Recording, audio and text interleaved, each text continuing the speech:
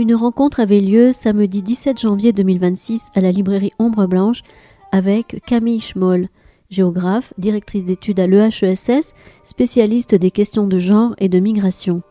Elle y présentait son ouvrage publié chez CNRS Éditions, Chacun sa place, une géographie morale des mobilités, dans lequel elle interroge les inégalités liées aux mobilités contemporaines et explore la mobilité comme un révélateur des tensions sociales, politiques et éthiques. Elle était ici en dialogue avec Annalisa Landaro, chargée de recherche en sociologie politique au CNRS. Bonne écoute.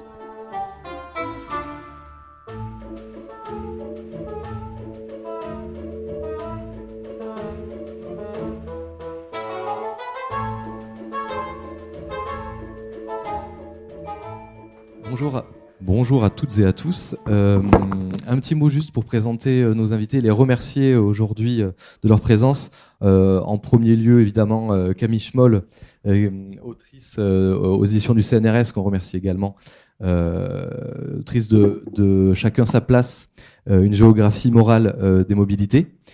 Merci beaucoup Camille. Juste un petit mot pour présenter Camille. Camille, tu es directrice d'études à l'EHESS et spécialiste des migrations européennes et méditerranéennes, et aussi orientée sur la question aussi du genre, évidemment par ce prisme-là. Je voudrais dire un mot également sur Annalisa Landaro qui a accepté la modération de cette rencontre et l'animation. Vous dire aussi que remercier de manière plus générale les animateurs et les animatrices des rencontres de la librairie qui acceptent toujours avec grand plaisir et globalement bénévolement de le faire. Et un samedi matin notamment. Merci Annalisa. Oui, on en parle après. Annalisa Landaro, vous êtes chargée de recherche en sociologie politique au CNRS et vos travaux portent en particulier sur les politiques migratoires, leur application au niveau des territoires frontaliers et leurs effets sur les personnes exilées. Donc évidemment, vos travaux se rencontrent, vous vous connaissez aussi par ailleurs. Et donc voilà, merci beaucoup et je vous laisse avec la rencontre avec nos deux invités. Merci beaucoup. Merci à la librairie et surtout merci à vous toutes et tous d'être là un samedi matin. Mais vous n'allez pas le regretter. Vous allez voir. Moi, je suis très heureuse d'animer cette rencontre et je suis très contente d'accueillir Camille. Je vais pas m'éterniser sur son parcours, les choses essentielles ont été dites. Je pense qu'on peut juste garder en tête que son parcours universitaire est ponctué de différentes enquêtes, de différentes recherches, mais avec quelques dénominateurs communs forts qui sont les mobilités, les régimes de mobilité. On va en parler un peu plus tard parce que c'est vraiment le cœur du livre dont on va parler ce matin. En fait, la question des inégalités avec une attention particulière pour les questions de genre. Et c'est aussi le cœur, en fait, d'un des ouvrages publiés précédemment par Camille, Les Damnés de la mer, dont vous avez peut-être entendu parler, qui croise une autre thématique un peu centrale dans ses travaux, qui est une focale géographique, territoriale, qui est la Méditerranée. On va y revenir.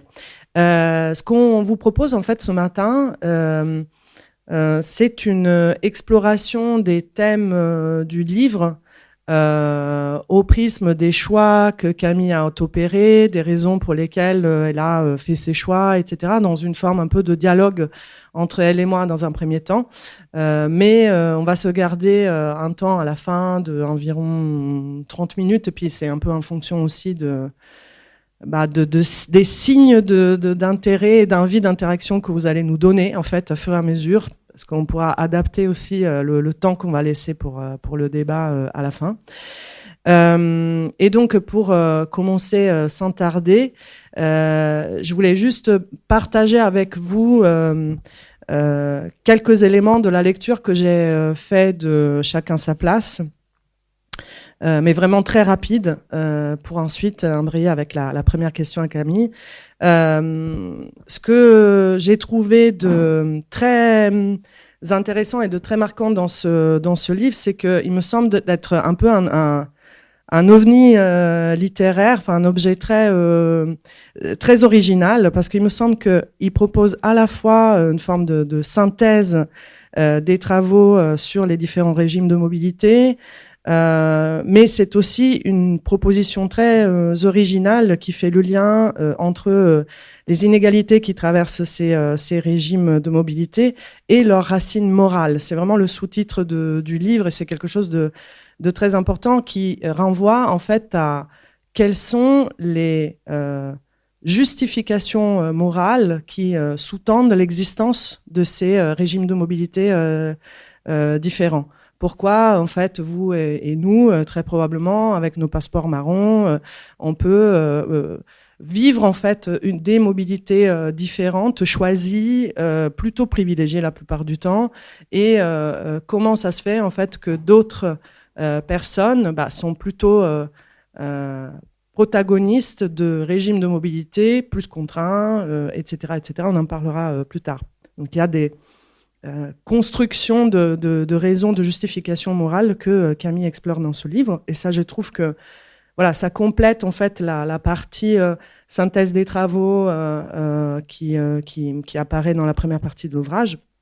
Mais en fait, dans tout ça, dans ce livre, il y a un ancrage dans l'actualité qui est très marquant parce que le livre est ponctué par des souvenirs ou des commentaires en fait autour de événements dont on a toutes et tous entendu parler, que ce soit par exemple l'ouvrage s'ouvre sur une scène de démantèlement d'un campement dans le nord de Paris. Dont Camille a été témoin parce qu'elle réside à Paris, mais dont d'autres ont entendu parler en lisant un article de journal ou en étant voisin de tel quartier, etc. Et donc, c'est un livre qui est très incarné. Pourtant, propose des réflexions assez générales sur ces inégalités qui traversent les régimes de mobilité, etc.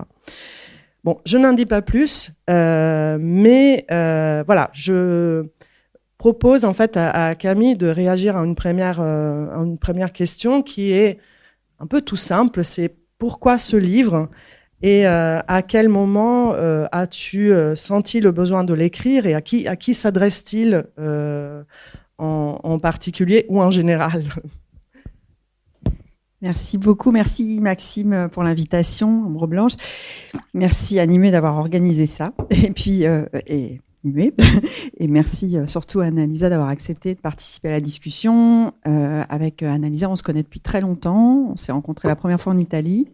À l'époque, on habitait en Italie toutes les deux. Donc, ça fait au moins 15 ans.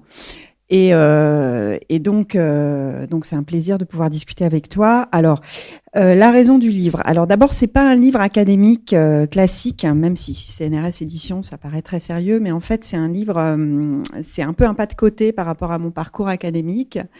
En fait, je fais des enquêtes de terrain par immersion sur le long terme. C'est ce que j'ai fait pour Les Damnés de la Mer. Et là, j'avais envie de proposer une réflexion qui s'inspire plutôt de faits d'actualité. Donc, il y a beaucoup d'exemples dans le livre et des exemples qui sont pas forcément mes terrains. Il y a aussi je me suis aussi inspirée de mes propres terrains sur les migrations en Méditerranée. J'ai ouvert un terrain récemment sur le tourisme.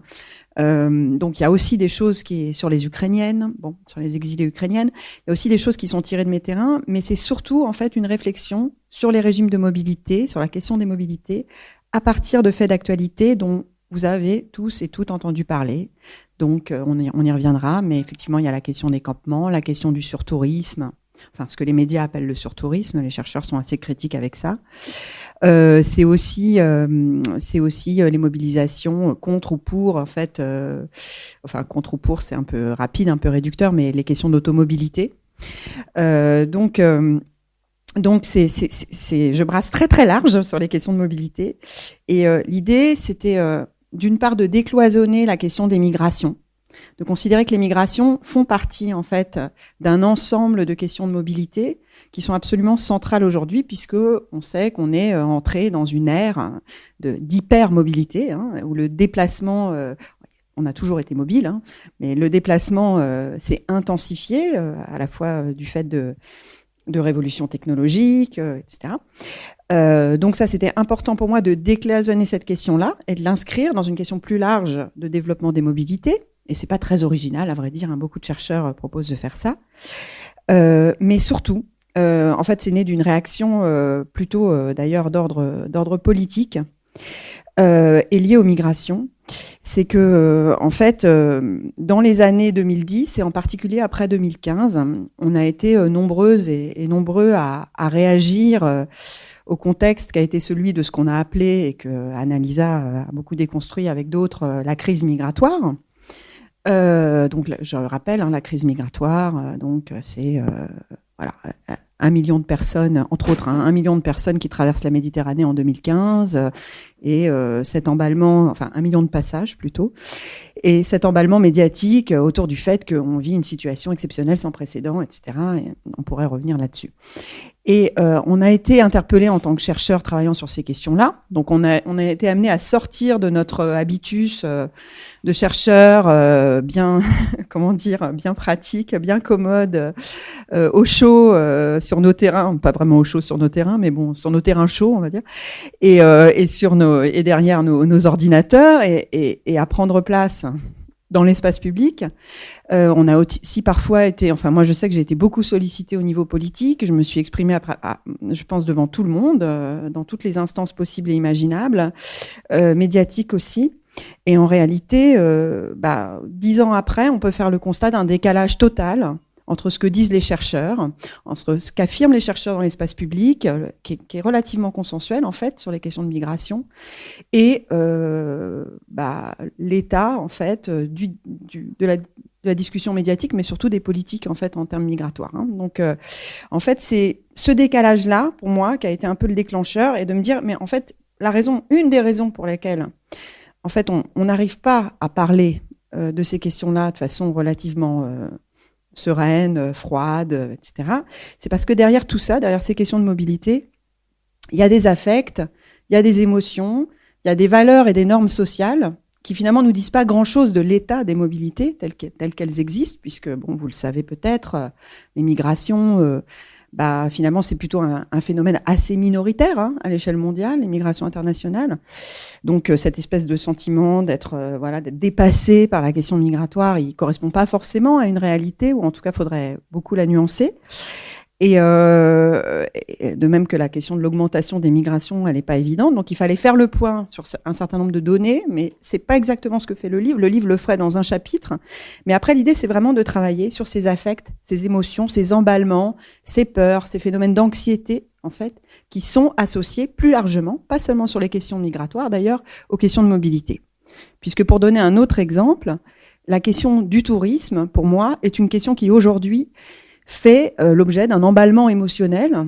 Quand on regarde les titres du journaux cet été, l'été dernier, il y a eu toute une campagne médiatique autour du surtourisme qui nous aide pas à réfléchir un peu plus tranquillement, avec un tout petit peu plus de recul sur ce que c'est que le tourisme et sur les implications du tourisme. Donc pour moi, c'est la mobilité qui nous dérange. La migration, le tourisme et d'autres formes de mobilité. Et ce qui m'intéresse, c'est de comprendre pourquoi et quels sont les arguments mobilisés et comment ça mène aussi à des formes de conflictualité qui sont intéressantes parce que ça nous renseigne aussi sur notre rapport au lieu et notre rapport aux autres. Et justement, ça fait la transition avec la deuxième proposition de réaction que je voulais te faire. Dans la littérature, en géographie, mais aussi plus largement dans les études en sciences sociales sur les mobilités, on a construit un peu deux grands idéotypes. Le migrant comme idéal type des mobilités indésirables et le touriste comme idéal type des mobilités plutôt recherchées, désirables, privilégiées, etc. Et en fait, la proposition que tu fais dans le livre, c'est de faire valser en fait cette binarité en parlant de continuum et que c'est quelque chose qui est une opportunité pour lire différemment en fait ces régimes de mobilité. Est-ce que tu veux réagir un peu par rapport à ça? Qu'est-ce que ça te permet de mettre en lumière en fait le fait de garder les deux ensemble dans ton analyse? Oui, alors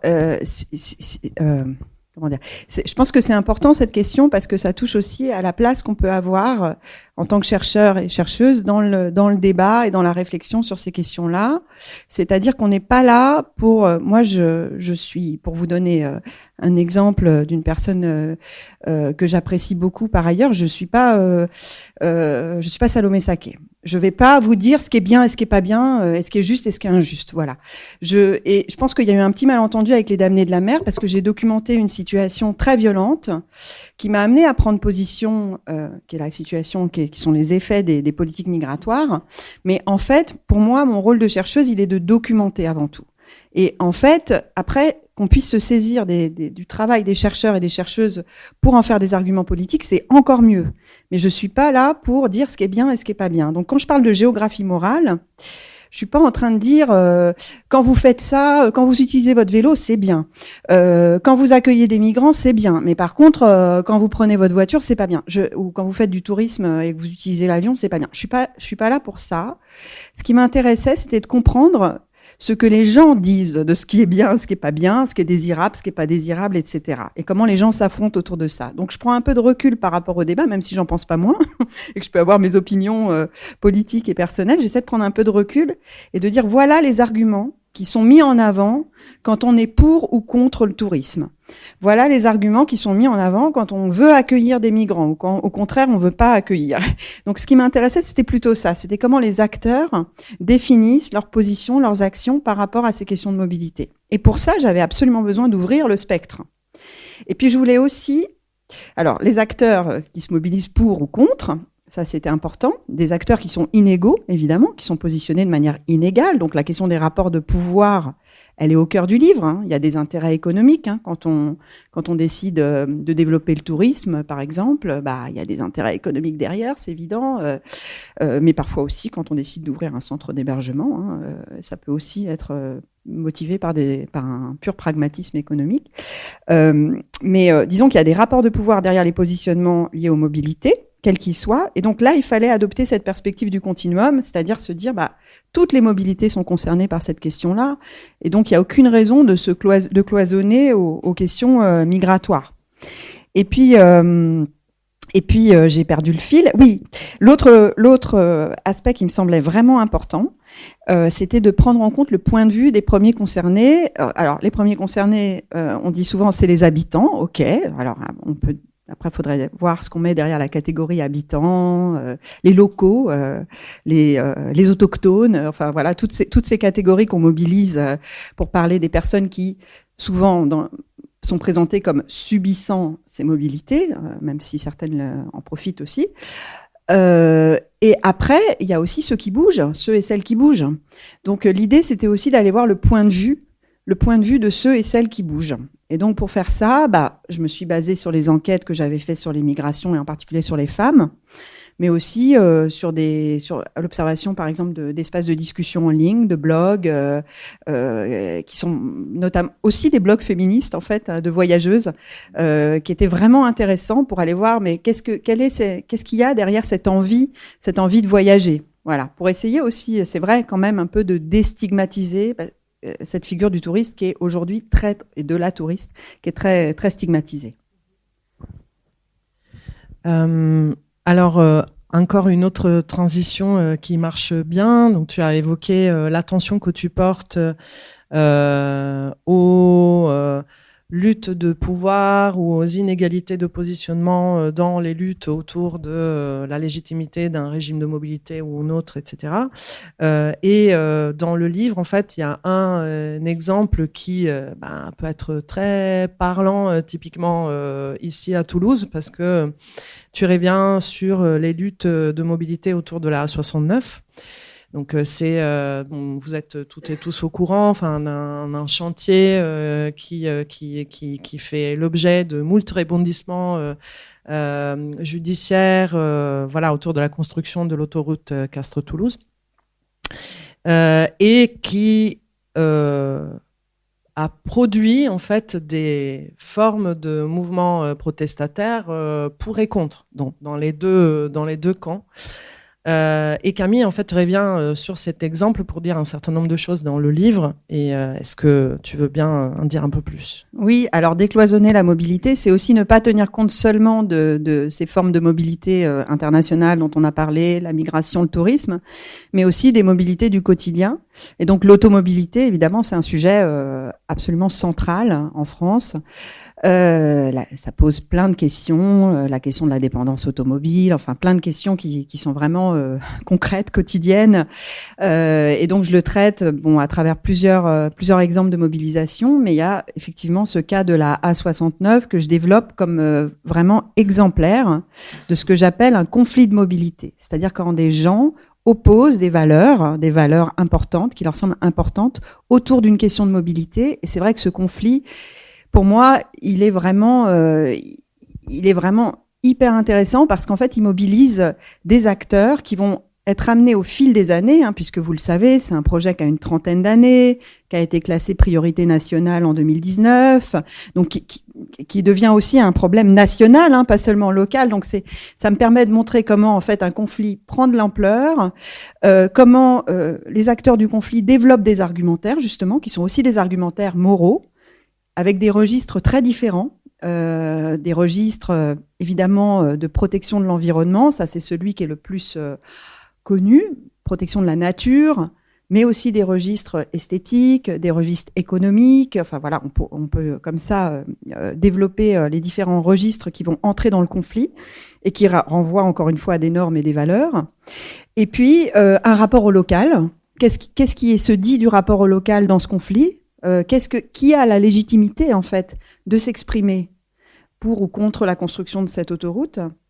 Et puis aussi, alors ça c'est très important, c'est vraiment central dans le livre, je voulais décloisonner en fait la question des conflits de mobilité et sortir du tout humain. C'est pas très original, c'est un peu à la mode, mais c'est vrai que dans ce conflit-là en particulier, la nature est centrale. La nature est centrale, et donc à travers les luttes, à travers la façon dont les militants, le collectif La Voix est libre vont s'auto-baptiser les écureuils, monter dans les arbres, et je pense évidemment en particulier à la mobilisation de Thomas Braille, mais pas seulement. Tout ce registre-là de la nature, de la défense de la nature, de l'identification. Thomas Braille, il dit les arbres, c'est ma famille. C'est très fort quand même, quoi. Donc tout ce registre-là qui donc fait entrer dans les conflits de mobilité des matérialités, une infrastructure, une autoroute, des arbres, la nature, des maisons, etc. Ça me semblait très important de le dire. Dans ces conflits-là, il n'y a pas que des hommes et des femmes. Il y a aussi du non-humain, du plus qu'humain. On peut l'appeler comme vous voulez. Et des considérations diverses qui ont trait aussi à des intérêts divers, bien sûr. C'est pas seulement des questions de valeur, c'est aussi des questions d'intérêt pur et dur, économique, etc. Et du coup, il y a aussi des alliances qui se créent, qui sont des alliances, ce que Latour ou d'autres auraient appelé des alliances hybrides, c'est-à-dire des alliances entre des personnes qui n'ont pas forcément les mêmes intérêts au quotidien, des agriculteurs, du côté des mobilisations contre la construction de l'autoroute, des militants écologistes, des habitants, parfois il y a des intérêts patrimoniaux très forts aussi, enfin des gens qui vont se coaliser, et puis de l'autre côté d'autres types d'intérêts aussi qui vont susciter des alliances qui sont parfois un peu étranges, mais contextuelles. Et ce qui est intéressant, c'est aussi comment ces arguments, ils vont être portés au niveau national, ils vont être portés au niveau politique, ils vont être déplacés pour avoir plus d'ampleur. Donc la fameuse grève de Thomas Braille sur le boulevard Saint-Germain devant le ministère, ils vont aussi se déplacer dans la sphère médiatique avec l'arrivée de nouveaux acteurs encore, les instituts de sondage qui sont mobilisés avant tout par Atoxa et puis après aussi en réaction par les personnes engagées contre la construction de l'autoroute, les chercheurs qui vont avoir un rôle important aussi. Et donc, c'est pour dire qu'autour de ces conflits de mobilité et de ces controverses morales sur le fait que ce soit juste ou pas, finalement, de construire cette autoroute, il y a des questions de justice qui sont beaucoup plus larges que des questions locales qui se posent, des questions de rapport au local et des enjeux de légitimité qui en fait soulèvent des questions politiques qui vont beaucoup plus loin que des enjeux locaux. D'ailleurs, il y a aussi toute une question autour des déplacements de militants. Moi, j'ai une étudiante qui fait une thèse sur les questions de mobilisation aujourd'hui écologiste, et c'est vrai que elle assiste à tous ces déplacements de militants d'un site à l'autre à l'échelle nationale, pour le coup, même si sur d'autres terrains de lutte, ça peut être même à l'échelle européenne ou internationale. Donc ça, c'est aussi très intéressant de voir comment, en fait, autour de causes morales, locales, on va avoir aussi des coalitions qui dépassent même parfois les frontières de la France. Et bon, vous aurez remarqué l'attention que Camille a à chaque fois à préciser opposant, opposante, militant, militante, etc. Bon, voilà, c'est pas juste une coquetterie de langage. Et du coup, la prochaine question que j'avais pour toi, c'est une question autour du genre. De quelle façon, en fait, dans ce travail, comme dans tes travaux précédents, tu amènes le prisme, en fait, des inégalités de genre dans tes analyses autour des mobilités? Oui, il y a tout un chapitre sur le mouvement des femmes. Alors, moi, je suis un peu vieux jeu, mais dans les travaux sur le genre et les travaux féministes qui sont très, très importants aujourd'hui et qui par chance, se sont beaucoup développés, ont développé des thématiques extrêmement diverses.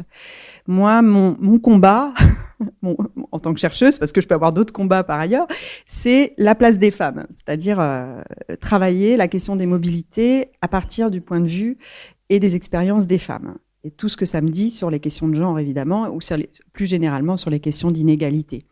Et donc, pour moi, c'est très important de continuer à creuser cette question-là, que j'ai travaillé dans Les Damnés de la mer à propos des femmes qui traversent la Méditerranée, et que j'essaye de travailler aujourd'hui autour de d'autres formes de mobilité des femmes. Ça veut dire les femmes touristes, les femmes migrantes et d'autres formes de mobilité féminine. Et ce que j'essaye de faire dans ce chapitre qui est consacré à la mobilité des femmes, là aussi, c'est de partir d'un fait d'actualité, comme pour la A69 et les conflits de mobilité autour de la A69, et de montrer comment, autour d'un fait d'actualité, qui est en fait le meurtre de joggeuses. Donc là, je prends un peu des risques parce que c'est un sujet émotionnellement un peu fort quand même. Y a des sujets comme ça qui sont difficiles à traiter de manière un peu plus froide parce que évidemment ça nous touche. D'autant plus qu'il y a une actualité, il y a eu un meurtre récent de joggeuse, donc Agathe Hilleret, qui a été assassinée effectivement en sortant faire son jogging. Mais l'idée c'était de prendre un petit peu de recul par rapport à ça et d'essayer de comprendre ce que cette espèce d'emballement émotionnel et médiatique autour du meurtre de joggeuse, et d'autres féministes l'ont fait d'ailleurs, je ne suis pas la première à le faire, nous dit de notre rapport à la mobilité des femmes. Donc là, j'ai fait un truc un petit peu périlleux. Alors, quand vous aurez lu le chapitre, vous me direz si ça marche ou pas. Mais le point de vue du continuum, là, je l'ai complètement appliqué. C'est-à-dire que je pars de ce cas-là. Donc je pars en fait d'un fait divers que vous connaissez tous et toutes, qui est celui du meurtre d'Alexia Fouillot d'Aval en 2017, baptisée dans les médias la joggeuse assassinée, qui en fait a été assassinée, c'est un assassinat malheureusement d'une grande banalité, elle a été tuée chez elle par son époux, mais si vous vous rappelez, les premiers jours après le meurtre d'Alexia, son alibi a été très très rapidement déconstruit, ça n'a pas fonctionné très longtemps, mais en tout cas, lui disait qu'elle était partie faire un jogging.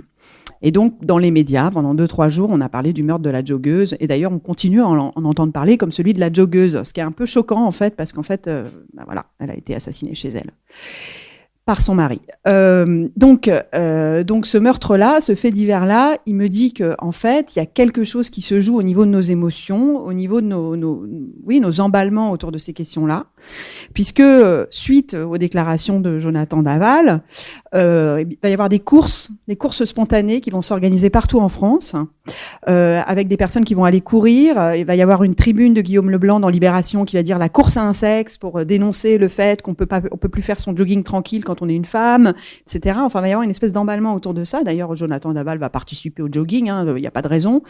Et puis finalement, bon, très rapidement, encore une fois, les gendarmes vont se rendre compte qu'il y a un truc qui cloche, voilà, dans le truc qu'il a monté. Ça va être très vite, on va comprendre qu'il est central dans cette affaire. En tout cas, cette espèce d'emballement, pour moi, il me dit beaucoup, parce que vous le savez certainement, mais il faut le répéter quand même, statistiquement, en fait, le meurtre de joggeuse, c'est pas significatif. Donc c'est horrible à dire quand il y a eu des cas récents et que voilà, ça existe. Je dis pas que ça n'existe pas, mais quand on regarde les données sur les féminicides, quand on regarde voilà les faits, en réalité, on risque beaucoup plus, les femmes risquent beaucoup plus chez elles. Elles risquent beaucoup plus de leurs proches, d'être violentées ou tuées par leurs proches que d'être violentées ou tuées en faisant leur jogging, y compris dans un bois isolé, y compris toutes seules, etc. Donc en fait, ce que nous dit ce fait divers, c'est justement que derrière cette peur du jogging toute seule, il se passe quelque chose qui est de l'ordre du contrôle de la mobilité des femmes et d'une géographie, ce que j'appelle avec d'autres la géographie de la peur, qui nous permet aussi de contrôler les corps des femmes en l'occurrence et les mobilités des femmes. Et là, il y a un continuum, parce qu'en fait, quand on regarde la littérature sur les migrations, quand on regarde la littérature sur le tourisme au féminin, et quand on regarde ce que disent les premières personnes concernées, donc les migrantes, les touristes, dans les blogs justement, on se rend compte que c'est une vraie préoccupation, qu'il y a une vraie panique morale, c'est un terme que vous connaissez probablement, que j'utilise dans le livre, autour de la mobilité des femmes, et qu'il y a un continuum, c'est-à-dire que cette panique morale, on la retrouve pour les mobilités quotidiennes, on la retrouve pour les mobilités internationales, on la retrouve à tous les niveaux en fait. Et il y a aussi des stratégies du côté des femmes pour justement essayer de contrer cette espèce de chape morale sur leur déplacement. Donc en fait, c'est pas un scoop, mais ce que je dis dans le livre, c'est que les femmes, elles ont toujours bougé, qu'elles ont toujours été aussi mobiles que les hommes, qu'il y a toujours eu des femmes voyageuses, qu'il y a toujours eu des femmes touristes, qu'il y a toujours eu des femmes, touristes depuis que le tourisme existe en tout cas, il y a toujours eu des femmes migrantes. Donc ça, ça rejoint mes préoccupations de mes ouvrages précédents, c'est-à-dire en fait, elles sont aussi nombreuses, voire plus nombreuses. Aujourd'hui, les femmes qui font du tourisme sont plus nombreuses que les hommes. Les femmes migrantes sont plus nombreuses que les hommes, mais on en parle beaucoup moins. Il y a des formes d'invisibilisation qui sont extrêmement fortes. Il y a des formes aussi d'auto-invisibilisation de la part des femmes, parce que c'est une stratégie aussi, une stratégie de protection, y compris morale. Parce qu'en fait, une femme qui bouge, elle n'a pas bonne réputation. Et donc, des choses qui nous semblent d'une autre époque, en fait, parce qu'on se dit, mais quand même, aujourd'hui, les femmes sont libres de faire ce qu'elles veulent, etc. En réalité, on les retrouve derrière les représentations qui sont attachées au déplacement des femmes au quotidien et à tous les niveaux, à toutes les échelles, pour utiliser un terme de géographe.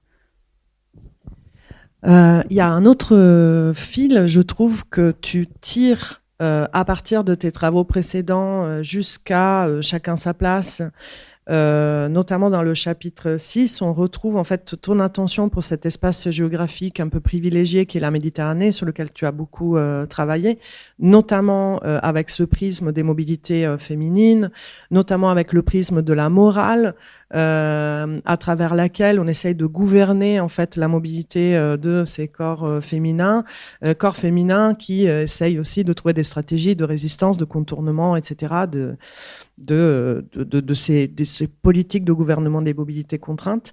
Mais en fait, ce que je trouve super intéressant dans ce chapitre autour de la Méditerranée, du coup, c'est que tu y ajoutes d'autres exemples de construction morale, encore une fois très ancrée dans une actualité récente et assez brûlante, parce que voilà, c'est pas comme si en fait ce dont tu traites dans ce chapitre fait partie d'une sorte de parenthèse historique qu'on a refermée. Je fais référence à la criminalisation des opérations de sauvetage, de recherche et sauvetage en mer, donc toute la phase qui ne s'est jamais conclue en fait de harcèlement de ces opérations conduites par les bateaux d'ONG, notamment en Méditerranée centrale, et qui essayent d'identifier les bateaux en détresse et d'intervenir pour sauver le plus de vies possible et faire débarquer les survivants de la traversée sur le continent européen.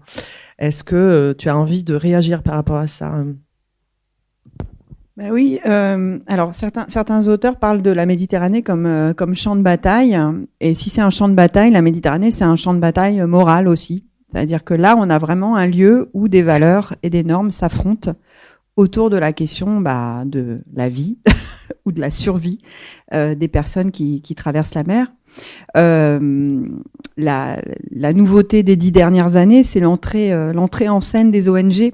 Donc je disais, dans les conflits de mobilité, il y a des acteurs, il y a des États, il y a des organisations internationales, il y a des militants, il y a des acteurs ordinaires, des habitants, enfin voilà, il y a toutes sortes d'acteurs. Et ces ONG, elles véhiculent un discours moral qui est celui de la protection, de la sauvegarde de la vie humaine, en fait, tout bêtement. Elles sont entrées en scène en 2015, non pas, comme le dit l'extrême droite, pour favoriser le passage des personnes en migration ou pour jouer un rôle de passeur, mais pour suppléer au devoir qu'aurait dû être le devoir des États, mais c'est quand même voilà, c'est ce que les ONG en tout cas considèrent, et moi aussi, à vrai dire, à titre personnel, comme une faillite morale. Marc Lazare, auteur de Pour l'amour du peuple, Histoire du populisme en France, 19e, 21e siècle, aux éditions Gallimard. Aujourd'hui, la Méditerranée, c'est mercredi l'espace 21 le plus janvier important 2026. de migration, disons, irrégulière, parce qu'il y a beaucoup de migrations aujourd'hui qui se font de manière complètement régulière, beaucoup de gens qui migrent de façon légale, etc. Mais en tout cas, c'est l'espace le plus important, et c'est surtout le premier espace de mort aux frontières depuis 10 ans. Voilà, donc les chiffres, je crois que c'est depuis 10 ans, c'est... j'ai oublié... c'est plus de 20 000, voire 30 000 morts, je ne sais plus, j'ai plus les chiffres en tête, mais enfin bon, c'est absolument énorme, et on est d'accord que ces chiffres ne concernent que les personnes dont on a retrouvé la trace, parce qu'il y a aussi beaucoup de gens qui meurent et dont on ne retrouve jamais la trace. Donc c'est un espace de mort, un espace de létal, donc un espace de controverse autour de cette traversée. Et c'est aussi un espace de solidarité et de survie. Et c'est aussi la première zone touristique au monde. Donc c'est là que moi, ce qui m'intéresse, c'est de travailler aussi les frictions entre ces différents régimes de mobilité. Comment on fait pour être à la fois l'espace le plus, encore une fois, en termes de mobilité, le plus dangereux au monde, et en même temps être le premier espace de tourisme au monde. Comment on fait pour que ça fonctionne, même d'un point de vue strictement pragmatique, spatial, comment on organise les déplacements, comment on invisibilise la présence des migrants. Et donc là, je pars de travaux qui sont à la fois les miens, parce que j'ai travaillé en Sicile et à Malte, mais aussi d'autres chercheurs et chercheuses comme Alice Latouche, qui a fait une très belle thèse sur les îles grecques, ou d'autres, pour montrer comment cette friction entre ces deux régimes de mobilité que sont le tourisme et la migration peuvent s'organiser de différentes façons. Il y a des logiques d'invisibilisation, de contournement, de cloisonnement, avec des espèces de corridors qui s'établissent pour qu'on ne voit pas, pour que les touristes ne voient pas les migrants et que les migrants ne voient pas les touristes. Il y a des logiques de succession. Alors on voit comment, par exemple, des établissements, des hôtels vont devenir des lieux d'accueil des migrants, puis des lieux d'accueil des touristes, puis des lieux d'accueil parce qu'il y a une industrie aussi derrière tout ça. Donc, par moment, c'est plus intéressant pour les hôtels d'accueillir des migrants. Par moment, c'est plus intéressant d'accueillir des touristes. Et puis aussi, il y a des moments où en fait, ça clash. Enfin, les gens se rencontrent en fait. Donc, en fait, ça marche pas toujours le cloisonnement et l'invisibilisation. Et donc, quand on part en vacances en Méditerranée, on peut se retrouver en fait face à face avec un bateau de migrants. On peut se retrouver à devoir tendre la main ou au contraire tourner le dos. Et là, ça m'intéresse parce que ce croisement-là, cette intersection, cette friction, pour reprendre les termes d'Anna Tsing, ce moment en fait où tout d'un coup, c'est plus si fluide que ça, en fait, et les mobilités sont plus si fluides que ça. Il y a quelque chose qui se passe qui fait qu'on va être obligé de se retrouver face aux contradictions de la mondialisation, de la régulation des mobilités, etc., Voilà, qu'est-ce qui se passe dans ce moment-là? Donc, c'est ce que j'essaye de décrire en me basant sur mes travaux et d'autres travaux. Qu'est-ce qui se passe de notre rapport à l'autre? Qu'est-ce qui se passe justement des registres de justification qui vont justifier ou pas le fait de venir en aide, de tendre la main ou pas à ces personnes en détresse? Alors, préparez-vous parce que j'ai une dernière question pour Camille, mais comme on arrive à presque midi, je me dis que bon voilà, si on veut discuter un peu ensemble, il vaudrait mieux se rapprocher gentiment de la fin de cet échange en binôme.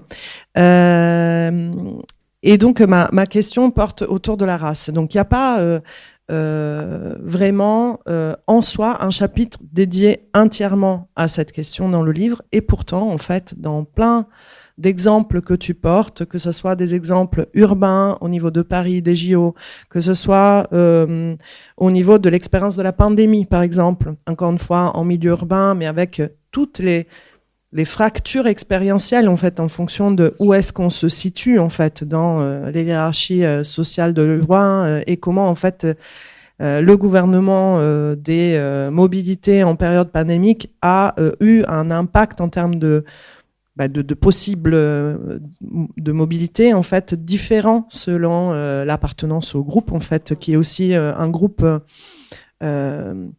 issus des assignations raciales dans l'espace. Donc cette question en fait traverse un petit peu les pages du livre. Est-ce que tu as envie de dire quelques mots là-dessus? Alors, ouais, c'est vrai que la question de la race, en fait, elle est absolument centrale dans mes travaux. Et en même temps, je la prends jamais. C'était pareil pour les damnés de la mer. En fait, je la prends pas. Voilà, je la distille et en même temps peut-être que je devrais l'affronter de manière plus centrale, mais bon, en tout cas elle est présente effectivement du début à la fin du livre parce que les régimes de mobilité sont aussi comme je vous disais, ils sont liés à des formes des rapports de pouvoir, et dans ces rapports de pouvoir il y a le genre, mais il y a aussi la race et d'autres rapports de pouvoir. Alors, la question de la race, elle se pose, oui, à tous les niveaux. C'est-à-dire, je commence par un exemple qui, justement, met en relation la façon dont le traitement qu'on réserve aux personnes en migration et le traitement qu'on réserve aux touristes est lié aussi à des considérations et des rapports de pouvoir qui sont liés à la race. Peut-être l'exemple le plus évident, mais qui, moi, me pose problème parce que, en fait, je déteste réduire les questions à une seule variable ou à un seul élément explicatif. C'est peut-être pour ça que je contourne toujours un peu. Bon, mais c'est la question des mobilités ukrainiennes, donc sur laquelle je travaille, des migrations ukrainiennes, sur laquelle je travaille depuis 2022. Et qui est souvent utilisé comme exemple, hein, parce qu'en réalité, là, il s'est passé quelque chose d'absolument exceptionnel. Donc, je vous rappelle, je vous ai dit, en 2015, il y a 1 million de traversées de la Méditerranée. Après le 24 février 2022, il y a 6 à 8 millions de personnes, on ne sait pas exactement, qui arrivent en Europe suite à l'invasion russe en Ukraine. Personne ne parle de crise migratoire, ça ne vous aura pas échappé. Donc il y a 6 à 8 millions d'Ukrainiens, et en majorité d'Ukrainiennes, on est à 95% de femmes qui vont être accueillies. Il y a un accueil solidaire qui se met en place absolument sans précédent. Une forme de protection aussi, la protection temporaire qui n'avait jamais été activée avant par l'Union européenne, donc une possibilité aussi pour ces personnes d'accéder très vite à un statut légal. Et là, évidemment, si on s'interroge sur les motivations qui font qu'on a été capable d'accueillir dignement, même si aujourd'hui les choses se dégradent, mais au début en tout cas, très dignement, d'être solidaire et de faire venir ces personnes, la question de la race, elle est probablement, il y a la question du genre, bon, c'était des femmes, ok, et des enfants et des personnes âgées, il y a la question de la race, et voilà, quand les gens vous disent, bah oui, mais c'est normal, c'est l'Europe, c'est quand même la question de la race, quoi. Donc, cette question-là, elle est absolument centrale dans la régulation des mobilités, dans la façon dont on regarde les questions de mobilité, et elle explique pas tout, mais elle explique beaucoup. Et là, j'ai développé aussi cette question-là, pour continuer sur la question des Ukrainiennes, en posant la question des animaux. Parce que non seulement on a ouvert, on a considéré que ces femmes, et c'est une bonne chose, enfin moi je suis très contente qu'on ait été capable d'accueillir de cette manière, et j'aimerais bien qu'on le fasse dans d'autres contextes, mais bon, ça c'est mon point de vue, encore une fois, mais non seulement on a ouvert à ces femmes et à leurs familles, mais en plus, on a ouvert concrètement les frontières, les passages de frontières, c'est-à-dire qu'il n'y a pas eu de mort aux frontières ukrainiennes comme il y en a tous les jours en Méditerranée, quoi. Mais on a ouvert aussi à leurs animaux domestiques, c'est-à-dire que la catégorie d'humanité, l'humanité, et ça me ramène à la question du non-humain et de ce qui rentre aussi de non-humain dans nos conflits de mobilité. Eh bien, cette humanité-là, elle est tellement large vis-à-vis de ces femmes qu'on a aussi ouvert à leurs animaux domestiques. Et moi, j'ai beaucoup de récits comme ça, de passages de frontières, de ces femmes qui sont arrivées avec, donc c'est 10% des femmes qui ont quitté l'Ukraine qui sont arrivées avec un chien, un chat, un oiseau. Et dans les récits, elles racontent comment effectivement, c'est pas facile. Alors, il y en a une que j'ai rencontrée au centre d'accueil, je crois que j'en parle dans le livre, de la porte de Versailles, qui était un peu le hub où on distribuait les gens à leur arrivée en France. Elle me raconte qu'elles ont d'abord été logées dans une famille, mais avec sa maman. Elle est venue avec sa maman et 7 chiens. Et donc, elle dit, ouais, on a été logés, ils étaient très gentils, mais au bout d'un moment, quand même, les 7 chiens, c'était compliqué pour eux. Donc, voilà, on cherche une autre famille, et puis on va peut-être devoir se séparer, parce que 7 chiens dans un appartement, c'est un peu compliqué. Donc, pour vous dire, en fait, il s'est passé quelque chose d'absolument extraordinaire. Et je pense qu'on peut en être fier aussi. C'est-à-dire, il s'est passé quelque chose, il y a eu un moment solidaire qui a été absolument extraordinaire et politique, mais ça nous dit aussi beaucoup des frontières sociales, et des frontières concrètes et des frontières sociales, et des frontières politiques, et donc des frontières aussi raciales, en fait, de notre accueil.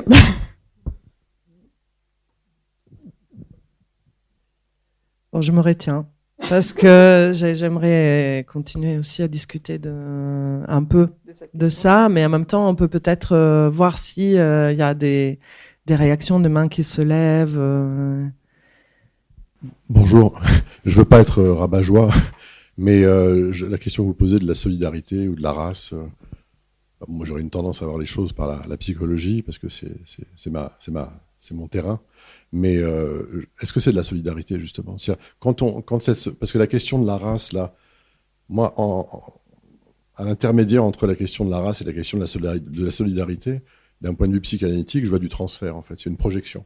C'est-à-dire, est-ce que c'est de la solidarité quand c'est de l'identification? Parce que là, vous voyez, moi, je reprends sur... on a tous les souvenirs de... bon, moi j'ai le droit d'être pas objectif, c'est pas moi qui ai écrit le bouquin, de ces cons de CNews, ouais. Donc on va le dire, tous les abrutis de CNews qui disent à ce moment-là, c'est formidable, ils sont comme nous, ils ont les mêmes voitures, ils ont les mêmes cheveux, en gros c'est normal qu'on les accueille, quoi. Voilà, en gros c'est des blancs. Vous rajoutez une couche qui est la question de la classe sociale, qui est hyper importante aussi. Tout à fait. Mais c'est pour ça que pour moi le phénomène de projection est un phénomène qui est suffisamment neutre, entre guillemets, pour englober tout ça. C'est-à-dire que c'est au faisceau, comme ça, une espèce de faisceaux de présomptions concordantes qui font que on s'aperçoit que dans cette projection, qui peut être tout à fait... c'est un multivers, il y a plein de trucs là-dedans mélangés. Il y a les apparences, parce que la race n'existe pas. Biologiquement, il n'y a pas de race, on le sait. Enfin, il y a la race humaine, quoi. Donc en fait, même poser la question de la race, est-ce que c'est pas déjà sortir de ce processus qui est en fait un processus complètement socio-psychologique, qui est un processus de projection. La solidarité, c'est quand on accepte, quand on accueille celui qui n'est pas comme nous. Il faut que ça nous emmerde un peu pour qu'on soit solidaire. Quand on accueille quelqu'un parce que c'est notre double, est-ce que c'est encore de la solidarité? Vous voyez, alors je dis pas ça, je remets pas en question ce que vous voulez dire. Je dis simplement que je remets en question la façon dont peut-être on s'est pensé nous-mêmes, capable d'être fiers, comme vous disiez.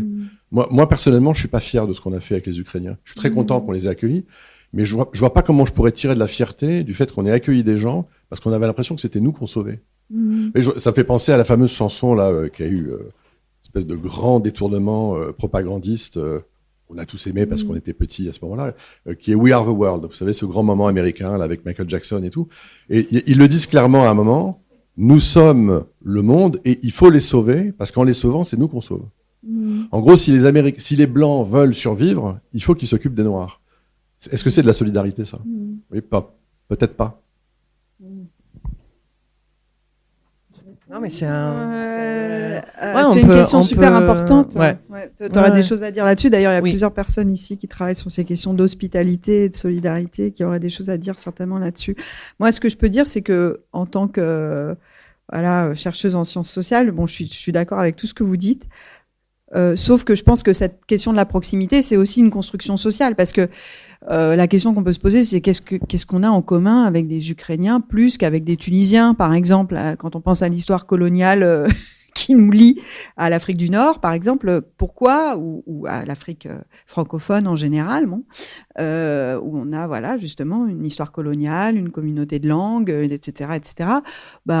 Cette proximité, elle est construite, elle n'existe pas de fait. Donc, comment on construit cette proximité? Pourquoi à un moment donné on a recours à cette voilà.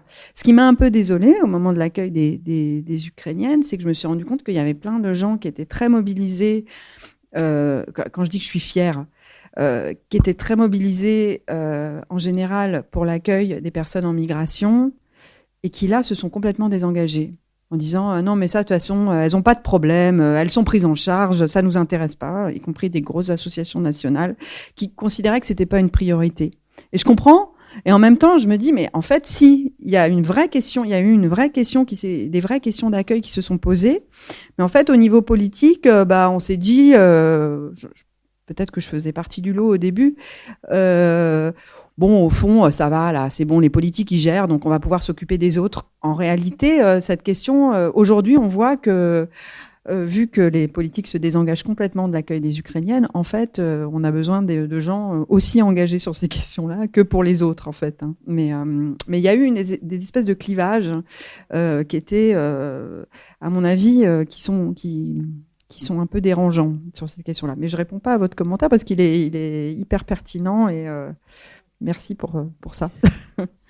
Non, mais ça donne plein de billes pour rebondir avec des exemples parfois assez concrets en fait autour de mais qu'est-ce qui peut faire notre fierté collective autour de l'accueil ou pas, quand on voit que, par exemple, des formes de mobilisation spontanée pour l'accueil à domicile, en fait, se sont produites dans un contexte et finalisées à l'accueil d'un certain groupe spécifique de personnes qui ne seraient pas produits et qui, de fait, ne s'étaient pas produits entre 2015 et 2019, par exemple, alors même que... voilà, il y aurait eu besoin, et il continue d'y avoir besoin encore aujourd'hui. On n'a pas besoin de crise syrienne bis ou autre, en fait, pour constater qu'il y a des besoins d'hébergement dans toutes les villes de France tout le temps. Donc, voilà. Mais ceci pour dire que, voilà, la question, en fait, qui sollicite la réflexion, elle est là. C'est quels sont les critères, en fait, qui peuvent nous rendre...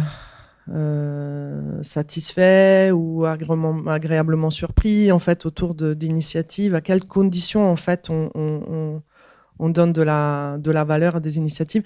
Mais tout ça en fait ça me fait penser à à un terrain qui me parle particulièrement parce que voilà, depuis 5 ans en fait je travaille sur les tensions, les dilemmes moraux des agents de la SNCF qui travaillent à proximité d'une frontière qui est pas loin d'ici, la frontière franco-italienne entre Menton et Ventimille, qui est un territoire de mobilité ou de régime de mobilité différents. Et en fait, la question des Ukrainiens ou Ukrainiennes est aussi une question de polarisation au sein de cette catégorie professionnelle parce que les agents de la SNCF et notamment les contrôleurs, contrôleuses, en fait, ont dû gérer la question de la gratuité du voyage pour les personnes de nationalité ukrainienne qui avaient besoin de présenter juste leurs documents d'identité, en fait, pour pouvoir... Alors même que ces agents sont confrontés au quotidien aux conséquences que ont les politiques migratoires qui rendent de fait indésirable tout un pan d'autres groupes d'origine, d'autres pays que l'Ukraine, donc des pays évidemment non européens, et qui non seulement ne peuvent pas voyager gratuitement, mais prennent des risques pour leur vie, en fait, pour traverser cette frontière à travers le train. Parce que, au vu des contrôles systématiques, en fait, à cette frontière-là, le train n'est pas juste un moyen de locomotion comme un autre pour tenter de traverser la frontière de façon informelle. C'est un endroit où il faut se cacher de la police. Et donc, ça devient un endroit où on prend des risques pour se cacher, à l'endroit où on pense avoir le moins de chances d'être interpellé par la police. Mais donc, voilà, les endroits en question, c'est des endroits dangereux. C'est des toitures électrifiées où on peut mourir électrocuté, des placards électriques, des soufflets entre les wagons desquels on peut tomber. Enfin bref. Et le personnel de la SNCF qui est de fait délégué d'une certaine façon pour faire un travail de contrôle, mais y compris de contrôle des mobilités, de fait, en fonction de la... se retrouve face à cette distinction qui est vécue comme profondément injuste, en fait. Mais voilà. Donc, c'est un peu pour... pour donner du grain à moudre autour de la question des différents régimes de mobilité, mais surtout en fait des registres moraux qui sous-tendent ces différences et qui sont parfois très problématiques parce que les personnes qui sont en prise avec la gestion de ces mobilités différentielles, ils voient des formes d'injustice derrière ces différences qui sont parfois insoutenables. Enfin, les gens sont souvent... un burn-out là-bas. Merci beaucoup pour la présentation et le dialogue qui est vraiment très, très riche. Alors moi, c'est une question un peu technique de collègues, on va dire. Comme tu disais tout à l'heure, tu avais fait un pas de côté avec ce livre par rapport à ta trajectoire académique. Est-ce que ça veut dire aussi qu'en termes de méthode, de choix de corpus, tu parlais tout à l'heure du blog des voyageuses, tu parlais de... Bon, voilà. Est-ce que là, du coup, tu t'es autorisé à aller chercher un peu tout dans tous les sens, pour partie, et autre partie, t'appuyer sur ces terrains que tu as fait, de façon, on va dire, cadrée, universitairement cadrée, ou est-ce que tu as quand même gardé une volonté de structure qui est propre aux travaux académiques en général? Voilà, c'est la question que je me posais. Alors oui, moi je suis très attachée au terrain, donc je fais du terrain ethnographique par immersion dans des lieux. Alors c'est pas facile parce que c'est pas facile à combiner avec la profession d'enseignant-chercheur où on n'est pas toujours disponible et par ailleurs des enjeux familiaux aussi qui peuvent faire qu'on n'a pas la disponibilité pour être très longtemps dans des lieux, etc. Mais en tout cas, moi, c'est la façon dont je travaille. Donc, du coup, pendant des années, je travaille sur un lieu, j'y retourne, je parle avec les gens, etc.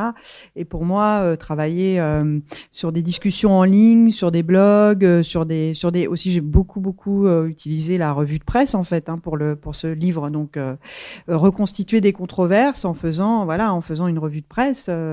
Pour moi, c'est pas ma méthode privilégiée. Mais j'ai aussi beaucoup lu les travaux des autres, donc je pense que ça garde une forme de scientificité. Mais c'est vrai que c'est pas un livre.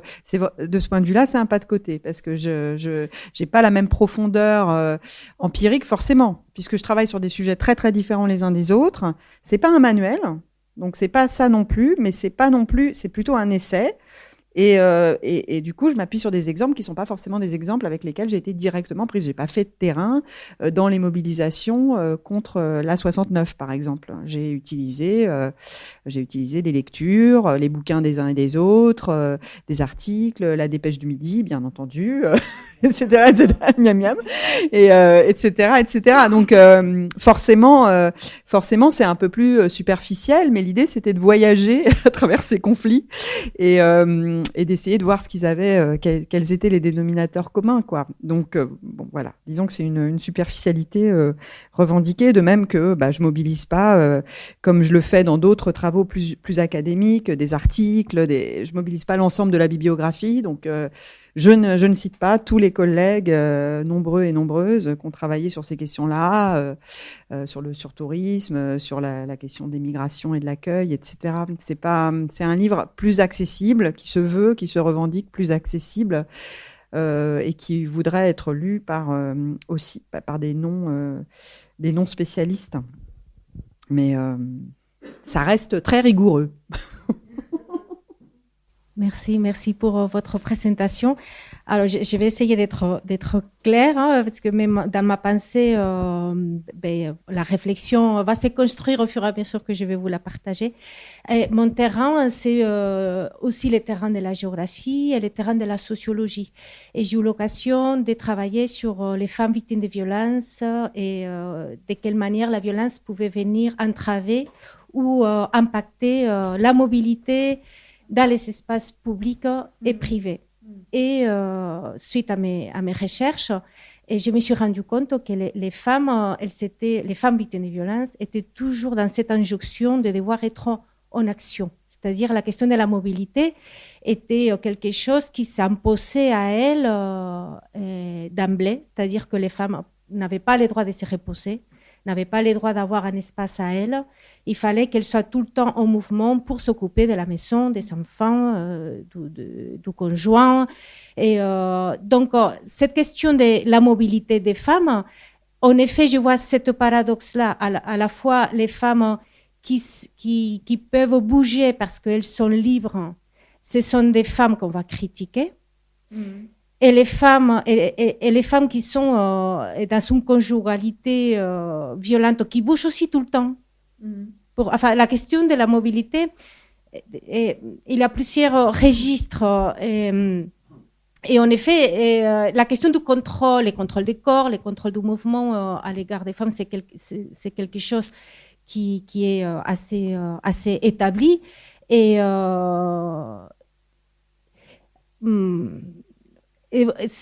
l'état de ma réflexion, elle en est là, c'est-à-dire que les femmes, elles bougent beaucoup, mais souvent, ce sont des mouvements qui sont des injonctions et c'est le fruit du contrôle qui s'impose à elles.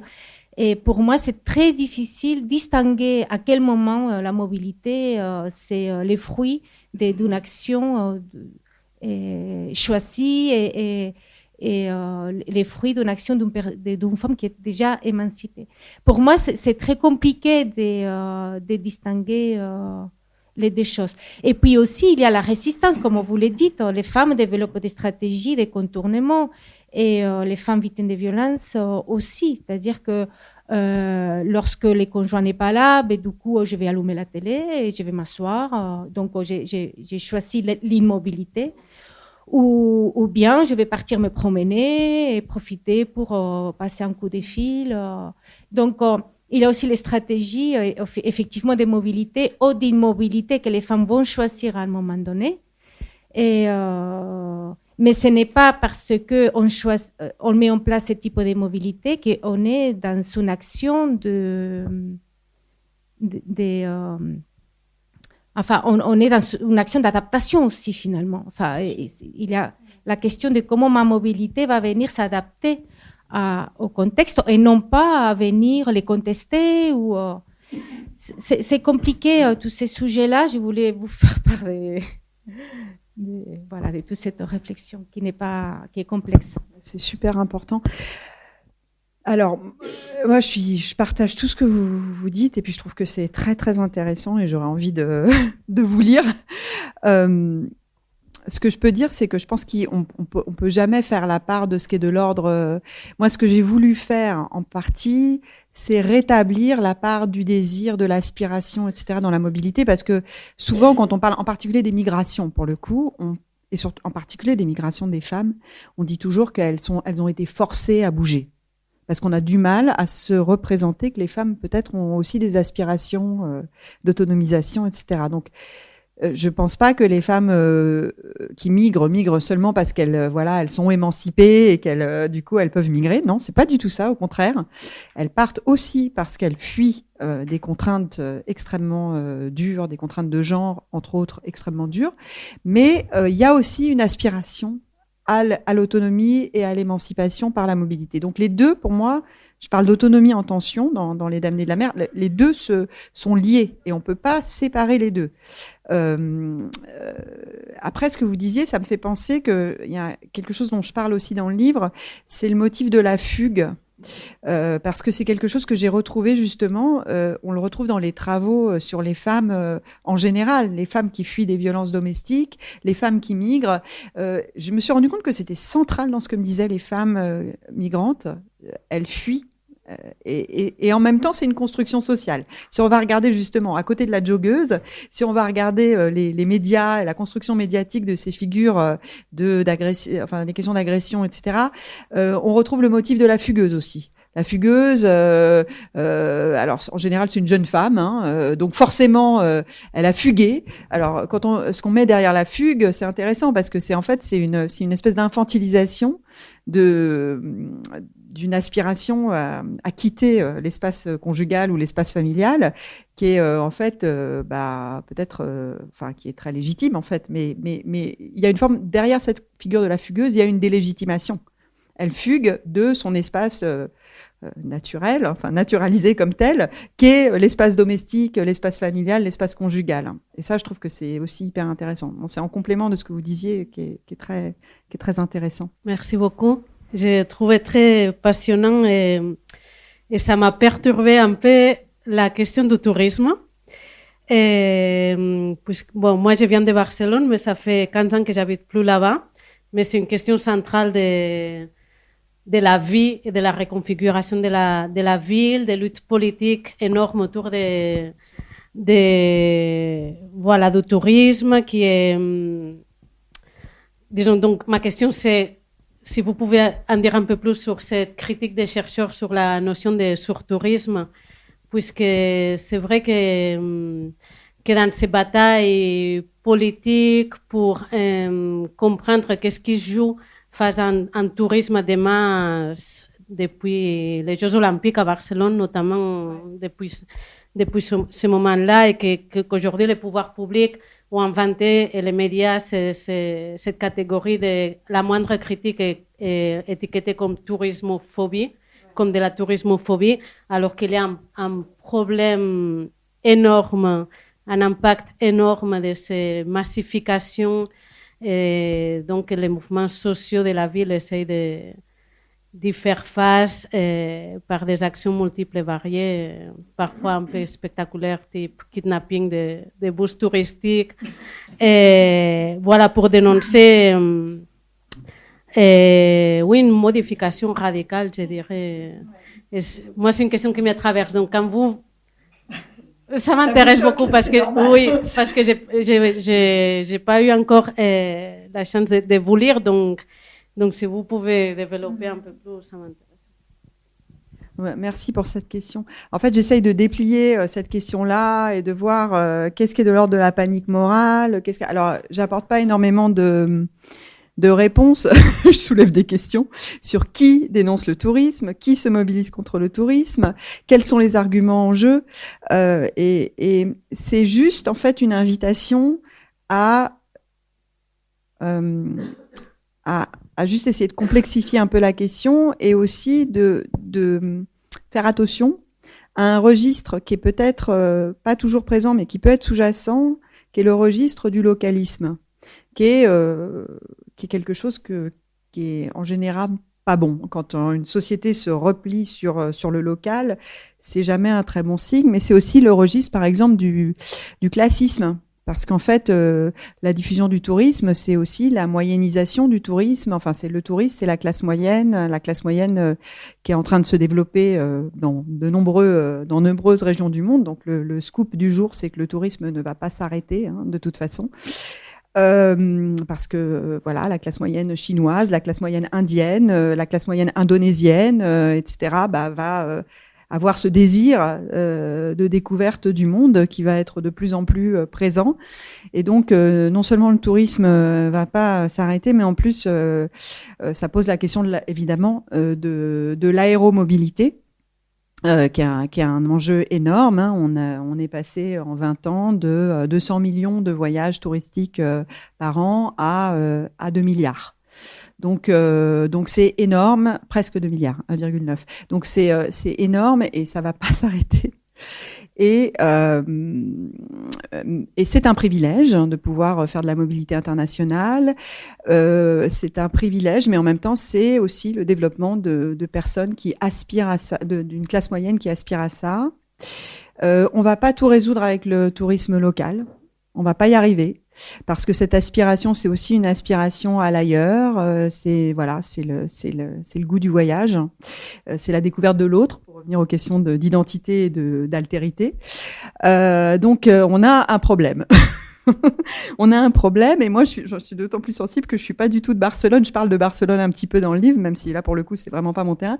Mais par contre, moi j'ai fait ma thèse il y a plus de 20 ans à Naples. J'ai aimé Naples, j'ai vécu 8 ans à Naples, et depuis 2019, Naples est devenue une autre ville en fait. Donc en fait à Naples il y a eu un effet Barcelone. On le voit quand on regarde les chiffres des vols vers Naples, qui ont complètement explosé dans les 6-7 dernières années. Naples est devenue Barcelone en 6 ans. C'est-à-dire ce qui est arrivé à Barcelone en 30 ans, c'est en train de se jouer à Naples en 6 ans. Et c'est un choc. Pour moi, c'est un choc. Quand je vais à Naples, c'est horrible. Hein. C'est horrible parce que la ville que j'aimais n'est plus cette ville. Donc, je pense que voilà. Barcelone, c'est pareil. Donc c'est pas du tout pour dire que ça n'existe pas et que c'est normal et c'est tout à fait normal qu'on ait des réactions émotionnelles extrêmement fortes et hostiles. La question pour moi c'était plutôt de voir ce qui se joue derrière, quels sont les rapports de force, comment on pointe à certaines formes de tourisme et pas à d'autres, ce qui n'est pas forcément le cas à Barcelone, mais ce qui est le cas dans d'autres contextes, et comment il faut absolument, et ça c'est une réflexion qui rejoint celle en fait de beaucoup d'acteurs du tourisme aujourd'hui, y compris des acteurs de l'hospitalité, je pense à Marseille Hospitalité, enfin il y a pas mal de réflexions qui se jouent là-dessus aujourd'hui, puisque l'hospitalité pour le coup c'est un concept commun au monde des migrations et au monde du tourisme, et qui est intéressant pour ça. Voilà, quel tourisme, comment, et c'est des questions de régulation politique, c'est des questions, voilà, pour moi, un monde sans tourisme, ça fait peur, quoi. C'est vraiment ce que Bauman appelle la rétrotopique localiste. Alors, plus de touristes, plus de migrants, plus d'autres, et on va être mieux entre nous, tout sera réglé. Donc, c'est ça que je voulais aussi soulever, c'est que de toute façon, il va falloir faire avec. C'est comme pour les migrations, hein. Il va falloir faire avec, même si c'est pas du tout le même ordre de grandeur. Hein, l'impact du tourisme sur les villes est beaucoup plus important. Mais les migrants travaillent dans l'économie touristique, donc tout ça est lié. Voilà. Mais ça pose la question des questions politiques qui sont vertigineuses et auxquelles je n'ai pas de réponse. Mais voilà, simplement, j'avais envie de contribuer à la discussion en complexifiant un tout petit peu la question. Voilà. J'apporte aucune réponse, malheureusement. Et je comprends très bien que ça puisse être choquant. Merci beaucoup à toutes les deux. J'ai pas encore pris le temps, Camille, de lire ton livre, mais je vais le faire sous peu. Alors, dans ce contexte d'hyperviolence, de déshumanisation, je me demandais si tu avais aussi pu focaliser ton attention sur une figure qui est celui du livreur Uber, qui, je trouve, cristallise aussi beaucoup de choses sur notre rapport à l'autre, sur notre rapport aussi à la mobilité urbaine, sur notre rapport aux migrations internationales, et ce qui pose aussi la question du continuum, mais dans l'espace, dans l'espace géographique. Parce que ces formes aussi de mobilité urbaine se développent ailleurs. La question de l'accès aux mobilités se développe dans d'autres contextes, d'autres continents, avec ces effets aussi de plateformisation, de rapport au travail. Et là, je trouve qu'on plonge aussi dans les méandres du capitalisme numérique et de notre vie par interface, par écran. Et je me demandais, je trouve que cette figure du livreur, elle associe aussi pas mal de problématiques. Je me demandais si tu l'avais exploré, parce que ça n'a pas été évoqué là dans votre discussion. Merci. C'est Alors en fait, j'explore plein de trucs et en fait l'idée, quand on a des discussions autour du livre, c'est justement qu'il y ait d'autres exemples qui surgissent et donc vous en avez fait surgir plein, donc c'est super parce que en fait le livre déjà il survole pas mal d'exemples, mais je pouvais pas parler de tout parce que justement la mobilité elle est au cœur de notre fonctionnement, du fonctionnement des économies capitalistes, de nos débats sociétaux, donc c'est un très bon exemple. J'en parle très rapidement. Quand je parle de la question de cette expérience d'immobilité radicale qu'a été le confinement, cette immobilité radicale qui était rendue possible aussi par la mobilité des autres. Donc, en premier lieu, on a beaucoup parlé dans le débat public des soignants, mais aussi la mobilité des livreurs qui nous apportaient des trucs via Amazon et autres pendant qu'on était au chaud chez nous. Mais c'est une question hyper importante parce qu'en fait, souvent, et là aussi, c'est pas du tout une critique, mais c'est une invitation à complexifier notre regard.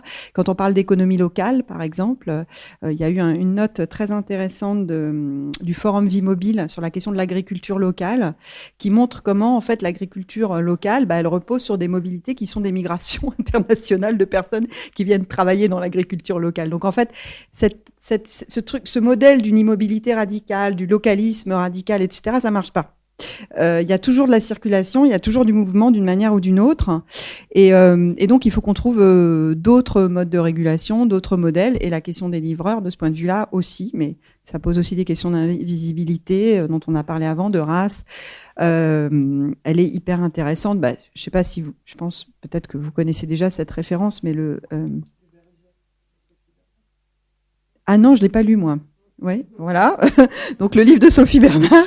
Et puis je pensais au film de Boris Lochkin dont j'ai oublié le Suleiman, voilà, qui est extraordinaire.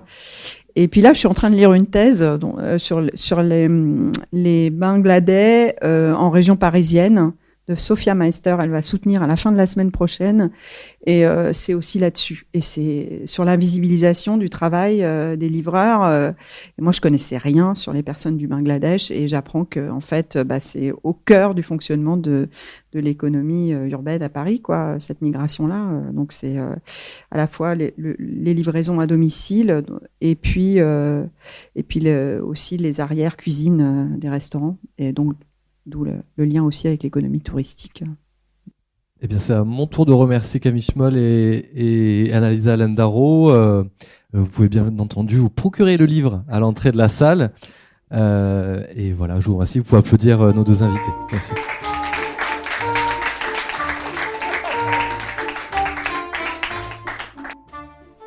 C'était Camille Schmoll, autrice de l'ouvrage « Chacun sa place, une géographie morale des mobilités » aux éditions CNRS, lors d'une rencontre enregistrée samedi 17 janvier 2026 à la librairie Ombre Blanche. Camille Schmoll a aussi co-dirigé l'ouvrage collectif Migration Méditerranée chez CNRS Éditions en 2015 et publié Les damnés de la mer, Femmes et frontières en Méditerranée aux éditions La Découverte en 2025. Réalisation et mise en onde, Radio en collaboration avec Radio Plus et Radio Terre.